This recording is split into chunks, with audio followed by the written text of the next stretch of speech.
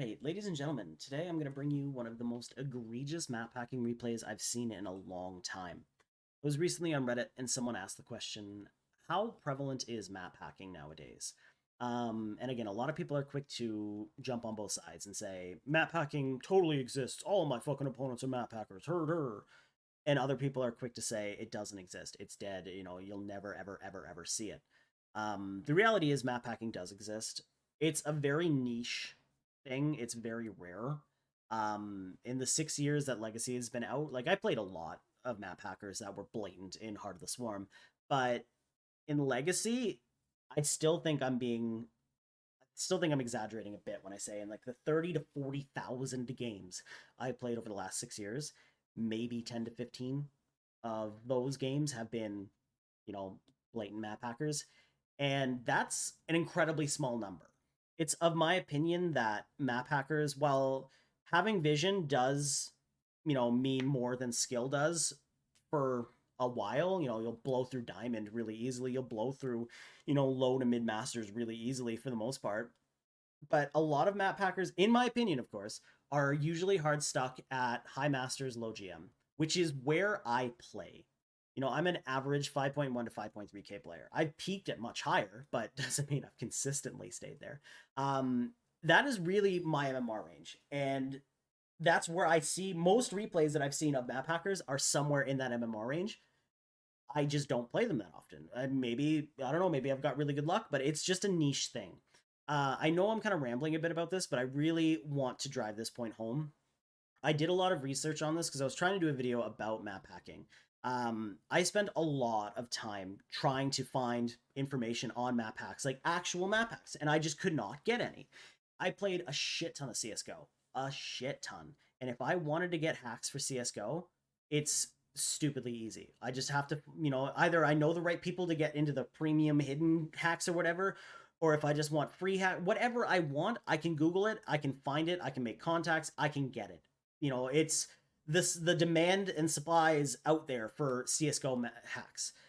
It's not for StarCraft. I spent 2 or 3 days trying to really find like legit looking map packs. And I did find a couple, but they did not look legit whatsoever. They looked really sketchy, really scammy. I did find one that looked somewhat legit, but couldn't get in touch with the guy. I sent him a couple messages, nothing. So yeah, that's kind of where my search died. The reason why it's so easy to get hacks and cheats in games like CS:GO is there's a huge player base. And I'm not saying StarCraft's player base is small. It's not a dead game, but it's nowhere near what CS:GO's is. So there's a lot more incentive for these programmers that are making these hacks because it's illegal. It's shady. They can't there's just money in it. So the risk is worth the reward. Whereas it's just really not, because I'd like to think that, there's not a huge demand. Not a lot of our community members want map hacks. It's a very small percentile of those who even want them. So there's not a lot of financial incentive for these programmers to make map hacks anymore. So I think that's a big reason as to why they're so hard to find. The one I did find, I do have to state, was 50 euros a month. That's insanely expensive. So, whatever the reason may be, there are still some out there, but there's not going to be a ton more coming, is my hope at least. Now, with that spiel out of the way, let's just start this replay. It's pretty short, but this guy, I've pointed out quite a few things. This guy is just so blatant about it. There are quite a few moments where I have to give him the benefit of the doubt. It is what it is, but there's quite a few moments where it's just blatant. So I'm going to leave it on his point of view for the most part. And the first talking point I want to come to, and we're going to pause at, is coming right up. It's just in his banter. So I'll pause it right here. So, I mean, it's a little weird that he asks about MMR, but whatever. Our Terran player is actually being a bit disingenuous. I think he was like 4.2k when I clicked on this replay. Man, you're 4.2. Fuck 4. You got 200 MMR. Own what you got. You're good. He says he's 6.4. He goes on to say in EU. So for the meme lord, 6.4k in EU is like fucking 10,000k in NA. But 6.4k, to put it in perspective, how high 6.4k is, especially on EU. You know, think of any European pro player.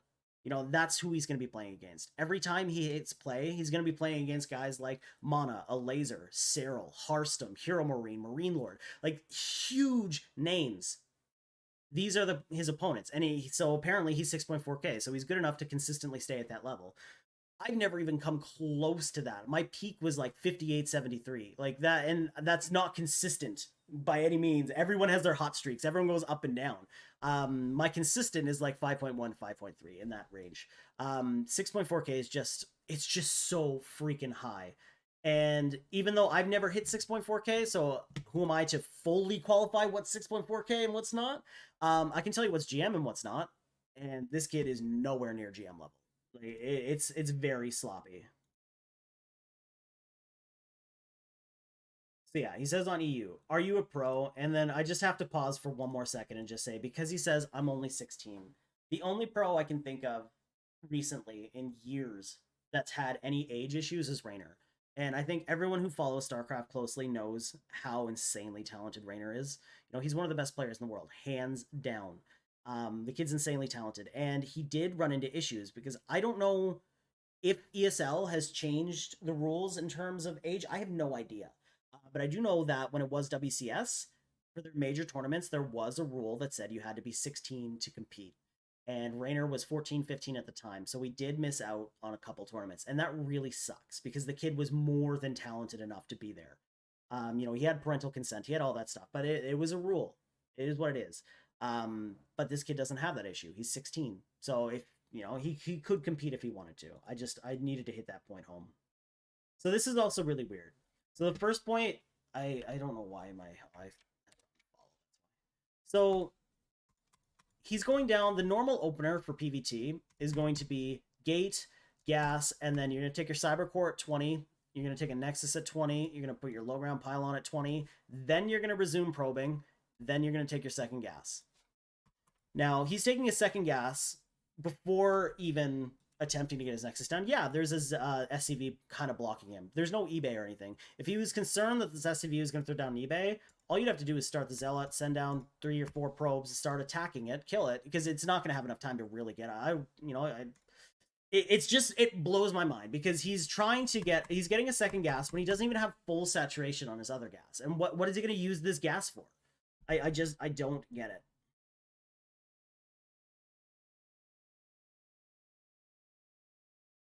So he finally pushes the SCV back. You know, there's just so many weird things about this. Like he doesn't probe very efficiently. There's a lot of energy always kind of left on the nexuses. His chrono's kind of all over the place. His build order's a bit wonky. His timing and his location's a bit wonky.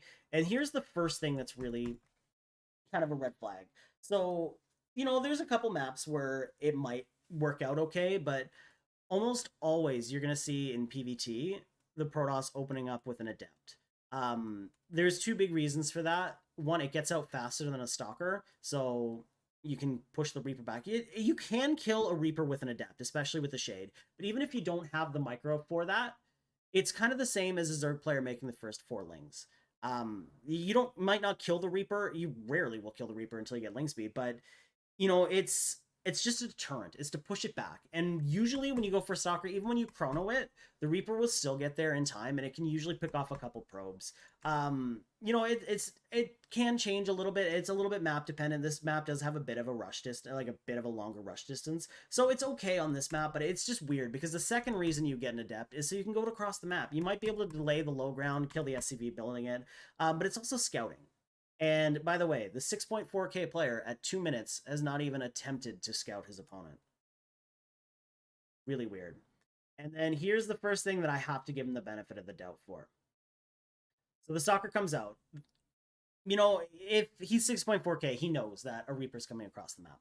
So even though this is weird, I have to give him the benefit of the doubt because there's really only 2 places the Reaper is going to be coming from. It's going to be hopping up on here or it's going to be coming in through here. That's just it. And, you know, maybe he took a gamble and he just sends his stalker over here. He's already A moving, which is a little bit weird, but again, that's probably where it's coming from. And look, it is. And it bounces back. Boom. So, with that being said, we're going to fast forward a little bit. He's already there. He's like, nope, Reaper, you're not getting in. You don't get to see anything. And boom. This is just a weird thing to me. Why would he put his third pylon there? One, he's already got one down here. Two, this is all of his techs being powered by one pylon. And like, there's just so much room in his main, which is where you want to put a lot of your tech buildings, a lot of your gateways, because, you know, it's just safer there. Truly, it is. This is just a weird third pylon positioning, but that's just me. I'm trying to judge him as a 6.4K player. So this is also the second thing. So he's going Blink, obviously, with Twilight. I mean, well, it could be anything, but as a 6.4K player, what are you going to do? Blink. So Twilight's just finishing. His second gateway. There's a couple different ways to play Blink. The two most popular that I really see are Parting's 4-gate Blink and Zest's 2-gate Blink. Those are more popular. So if he's playing Zest's 2-gate Blink, this gateway is late.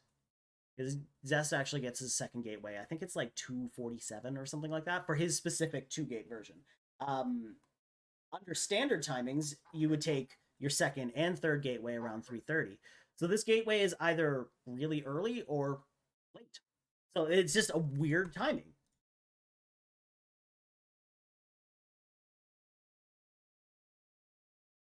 So he did blindly attack move across the map, or didn't attack move. He just patrolled across the map, but he does pull it back. So the Reaper is going to come back, and he's just sitting at home. He's really trying to deny any sort of vision. So he's attacking this. This is really weird. He's attacking this, and then he immediately stops, and all of his attention is on these stalkers. It's very unorthodox at this point in the game to be staring at nothing but these two stalkers for as long as he is. But the reason he is the Reaper's coming back. You know, this is off the bat, this is already really sketchy, but it gets so much worse. So the Twilight, actually, I kind of skipped over this. Just to prove, you know, hit home how sloppy it is. When you're doing a Blink build, the second this finishes, Blink starts. And you're going to dump every chrono you have into Blink. Ideally, you are going to keep this thing chrono the entire time. I remember watching a video, I think it was Hearthstone, even talked about when it's like at the last, 20% or whatever, it's still worth it to chrono that. Even though, you'll have a lot of leftover chrono afterwards, it's still worthwhile. It finishes at 257.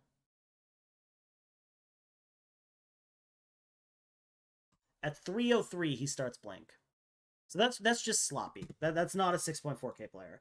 The reason I keep bringing that up, by the way, is I really think that he's saying he's much higher than he is, so that at any point in time, if he does something weird or, over the top, blatant, that he could just fall back on, well, I'm just 6.4K, bro. I'm just smurfing, chill, bro. It's cheaters always have this mentality that they need to, overcompensate. They really need to, if they do something blatant, they quite often will purposely make a mistake to try and throw people off the scent. He does do one thing like that in this replay where he already knows what's going on, but he blatantly puts his stalkers at risk just to, oh, yeah, I'm just scouting, bro. Yeah, it's 3 minutes into the game. This guy has no idea what he's up against. He is fine. Like, he's in a fine position. He knows that too. But, he has no idea if this is, one base all in. He has no idea if his opponent just opened up like 8 CC and is just taking over the entire map. No clue. So yeah, Reaper comes back in, gets picked off. And then I have at 334, which is coming right up, or sorry, yeah. 344. He's looking over here. There it is. So it was 334, yeah. He looks across the map because there's a single Hellion. So these two stalkers were initially queued after they kill this Reaper. These stalkers are going across the map. It was really, I missed it there. He did a move. Yeah, there it is. So he a moved these stalkers across the map through the fog of war. And weird, but I have to give it to him. Like, it's possible that he's like, yep, well, killed the Reaper. Now let's just go scout with these stalkers. Clicks here and a moves. Sure. But what's weird is he just suddenly stops. and he sends them back home. Why? Because there's a single Hellion coming out, and he wants to deny all vision possible. By the way, the chronos on his Twilight, they're very inconsistent. I'm gonna link the replay in the description, so I mean you guys can download it and watch it yourselves too. He's very inconsistent with this. So yeah, stops the single Hellion. He's already in position for it. And then the next one is at 429. So that Hellion comes right back around, tries to come in from a different angle. He takes his third. Third's, it's a bit early, but it's okay. Here it comes. So he's just, he's moving over here. Why? Because the Hellion is pathing this way. So back on his view. And look, he perfectly intercepts it. What a genius. What a pro gamer move right there. So here's the next one. This is a huge one. So A moves blindly through the fog of war. Why? There's a Banshee coming out. But not only does he do that, at 447, he updates his A move. Why? Because the Banshee is now coming this way. So he has a much better chance of catching it going there. Pro gamer. And at 508, he's going to perfectly intercept this Banshee.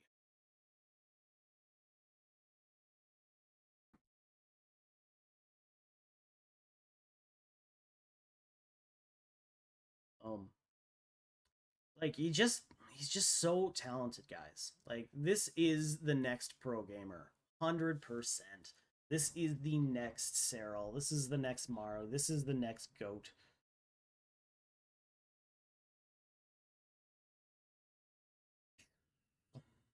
So, I just wanted to point out that still 2 out of 3 on this gas. Just sloppy.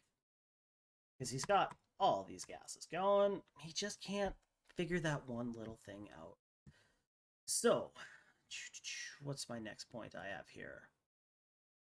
531, right here. This is an expensive tech building. This is not something you want to get picked off really easily. Now, any tech building has the opportunity of getting picked off. That's just the reality of it. But, I mean, you can put a couple gateways here, and if they get picked off, whatever. Especially in the later game. It'll be easy to replenish them. This is a lot of money, right? It's an expensive tech building. Now, you'd usually want to keep that in the main. It's a lot more safe there. It's a lot more protected. If he did a tank push or something, like the tanks can just blindly pick this off without any big commitment. If he kills the Robo Bay up here, he's dropped in your main. That's a much bigger risk for him versus like sieging up and getting a siege line. It's still a risk, but it's nowhere near as risky as diving into the main to get a Robo Bay. It's an expensive building to put there. And then what in the flying fuck is this? He's walling himself in. Like this is just, if you wanted to do like put them here, for example, that's much better. And if you're worried about like Hellions or something, you can make a gate just like you would versus Zerg, right? This is just horrible. He's walling himself off. So, an Immortal might fit through here. Yeah, an Immortal should fit through here. But like Archons and stuff won't. So what are they going to do? It's going to come out and like a Disruptor wouldn't either. It's going to have to path all the way around. So if he warped in a bunch of Zealots, let's say, he can't, these pylons get picked off. He has to warp in units. They're going to have to run around. He's just causing more chaos. He's shooting himself in the foot for no reason. You never want to take a fight in a choke, especially versus Terran, because he's going to be funneling units through this choke that he's created for no reason. Like, it blows my mind. But hey, he's 6.4k. What do I know? So it is, I know I've been pausing a lot. I apologize for that. But there's a lot of things that I'm trying to fit in, and I'm trying to keep this video like under 30 minutes. It's 5 minutes, 30 seconds. He has no fucking clue what his opponent's doing. This is his vision. He doesn't know shit. He does. Obviously he does. He can see everything that's going on. But he can't prove that. He's very blatant about it. This is Tony Soprano trying to justify his income. So he's coming across the map with these stalkers. And again, when I said he makes a mistake to try and show that he's real, this is that move. He already knows what's going on. He comes in, he lets his stalkers take one tank shot, and like, yep, nope, fuck that, I'm out. Blinks back. Now that would be a normal reaction. If you're just going up with a couple stalkers trying to see what you get done, and a tank starts shelling you, it's pretty common that I think a lot of players would just blink back and be like, okay, yep, tank there. But he knows what's going on already. He's only doing that to try and sell this. I also want to point out that the normal timing for like a forge in this matchup is usually around the 5-minute mark. It is 6 minutes, and he hasn't even put down a forge, let alone two, whatever he wants to do. Right? It's very weird to be at 6 minutes in a PVT and not even started, +1. This is another thing I had to point out. Why is he putting a Templar Archives there? Another expensive tech building. And this is an even worse spot than this. And he's overlapping tech. Like, he's gotten no use out of this yet, and he's already throwing down this. He gets supply blocked quite frequently in this too. It's just he's spending his money. He does bank a lot of gas. His minerals, they do go up. He does float quite a bit, but I'll give him credit. He does spend them somewhat okay, especially for what his real MMR is, probably around 4K. But he's just everything is so sloppy. But yeah, it's an expensive building to put there. It's dumb. At 6:37, I have the next one. He blindly moves into the fog of war to intercept this banshee. And this is like the most over the top moment I found in this entire replay where, there's no reasonable explanation. No normal player would do this. So, the banshee's coming. Where is it coming from? It's pathing up, and it's going to go the long way into the main. Cool. Watch what he does with his stalkers. Not only is he already moving in the right direction, but he pre-splits his army and fucking blinks back up into his main to try and cut off the escape path. Who does this? At 6 minutes, almost 7 minutes into the game, with absolutely no information, no idea what's going on, focuses all of his attention on these 8 stalkers and says, okay, 4 of you go up here. These 4 blink back in. The observer, come with these 4 that blinked in, just in case. No, that's bullshit. So he tries to get the observer in place, and he goes one step further. He knows that these ones are not going to get it. Why? Because look where the banshee's coming in. He's pretty confident that this banshee is going to try and go this way around. I still think he would have been better off to keep them there, but let's watch the map hacker play this out. Or sorry, pro gamer.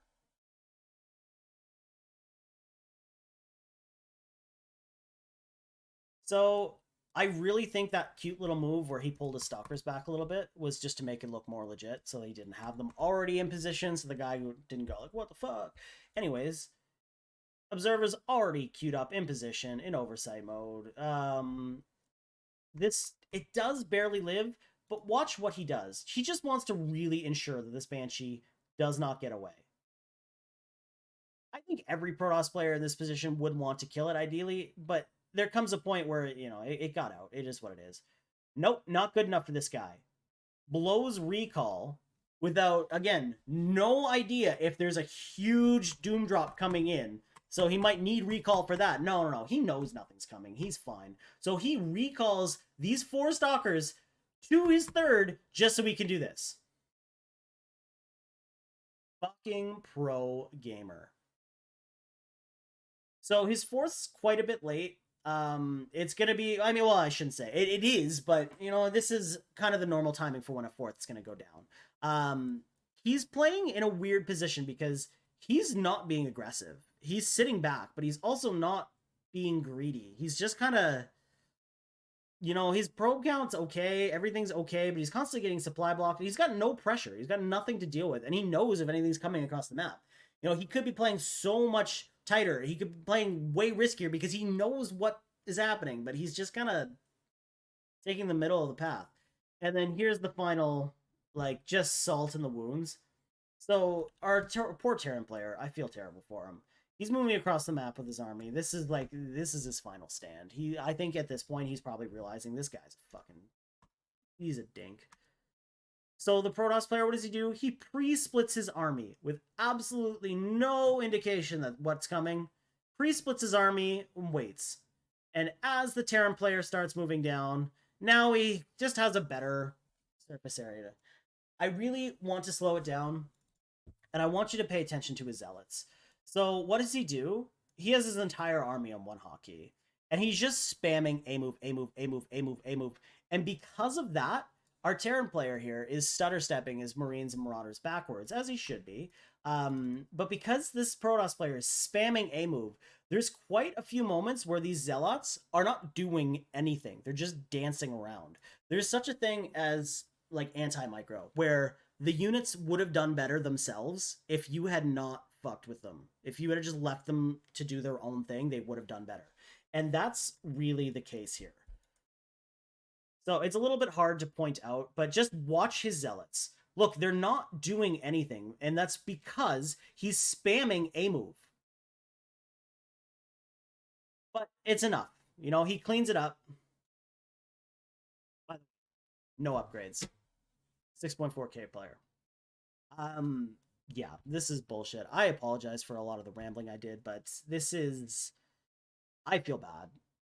This guy's one game played this season, so clearly this is just a tester account. I don't know if this is his first attempt at hacking or if this is just a new account. I have no idea. But map hacking still does exist. If you have any questions, please, hit me up in the comments, let me know. If you have a replay yourself that you'd like to go over, please let me know. I'd love to do it. If you made it this far, thanks for watching. I really appreciate it, and take care.